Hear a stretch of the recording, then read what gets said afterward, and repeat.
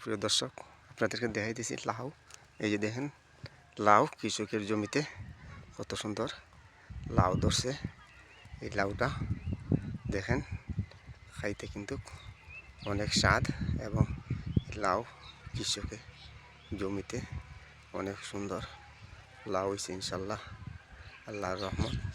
অনেকেই লাউ করতে পারেন, এবং লাউ করা ভালো, এবং লাউ বিক্রিও করা যায়, এবং লাউ খাওয়াটা অত্যন্ত ভালো। মাছ দিয়ে লাউ খাওয়া যায় অত্যন্ত ভালো। দেখেন কত সুন্দর লাউ।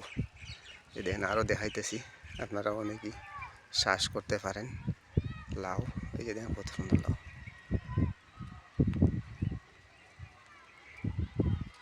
এই লাউটা কিন্তু অনেকই স্বাদ করে খান, এবং লাউগুলা কিন্তু নিবলা অনেক ভালো।